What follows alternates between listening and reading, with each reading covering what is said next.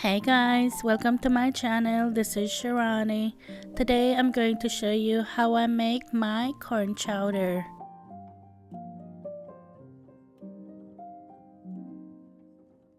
The first thing I'm going to do is cook my bacon, and I'm cooking 5 slices of bacon that I cut up. As always, I'm going to have the exact measurements in the description box below for you.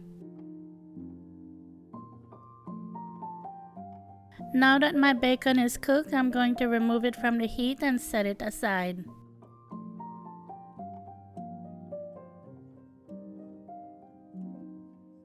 Next, I'm going to add 4 tablespoons of butter to the bacon grease.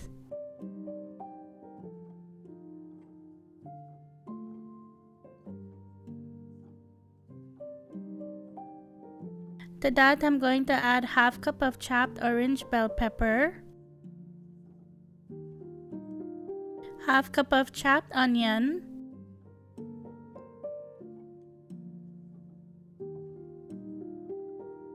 two stalks of chopped celery, 2 cloves of finely chopped garlic. Give that a stir.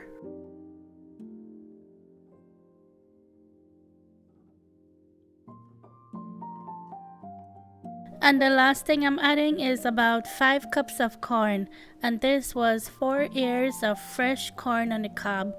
Make sure you use fresh corn, that just makes your chowder so much better.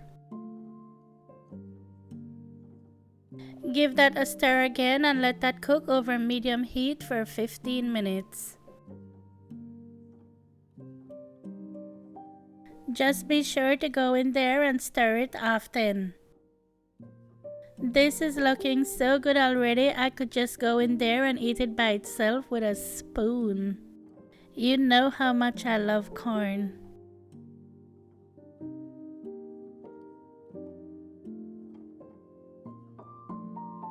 While I was cooking, I went ahead and cut up my potato, and a good tip is to just cut up your potato and just set it in some water, and that way your potato won't turn brown. Then when you're ready for it, just pour out the water.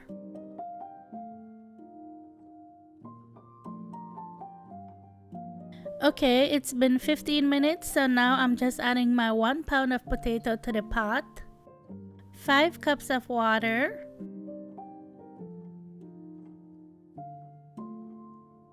2 cups of whole milk, 1 teaspoon of salt, 1 teaspoon of black pepper, 2 teaspoons of chicken bouillon powder, and 1 teaspoon of paprika.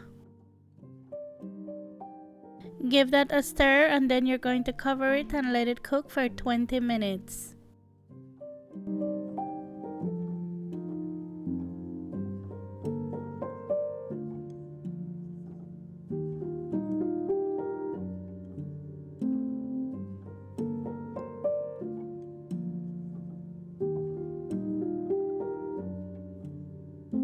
It's been 20 minutes and it's looking so good already, and you can see all that bacon grease and butter on the top. Oh, it looks good.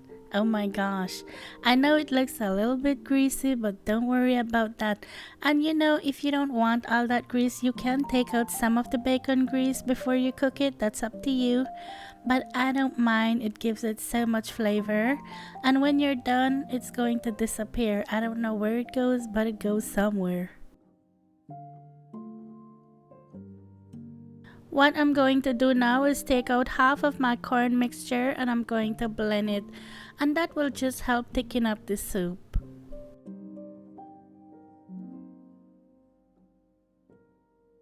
I have a high powered blender, so I'm just blending it for 30 seconds.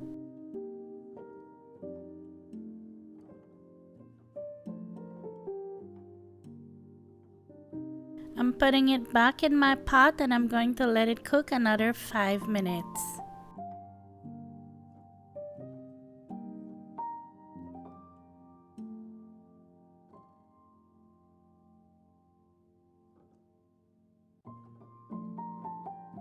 I'm also adding a little bit of cornstarch slurry that I made, and that's just 1 tablespoon of cornstarch and 1 tablespoon of water.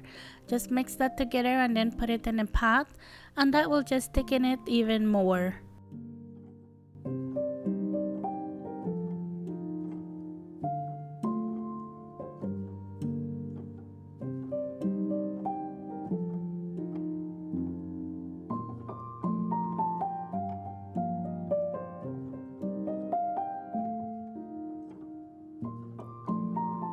Would you just look at this? Look how delicious it looks. Oh my goodness. You know, I always say this when I make corn, how much I love corn.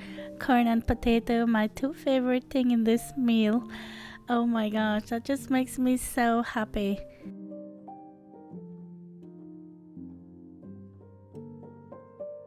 Remember that bacon I made in the beginning? Well, I'm just garnishing it with a little bit of bacon and a little bit of green onion. I think the secret to making a good chowder is make sure you use some fresh corn. Don't use the one from the can, it doesn't taste the same. You know, the fresh one just pops in your mouth and you can just taste the freshness, the sweetness, how crisp it is. It's just so good. I personally like it without the bacon. I know the bacon makes it good, but it tastes different with the bacon. With the bacon, I feel like it takes away from the corn flavor. If you just want that corn flavor and just have it come through, then do it without the bacon.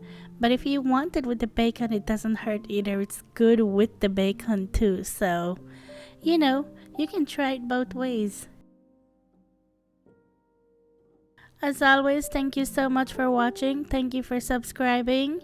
And I'll talk to you in my next one. Take care. Bye.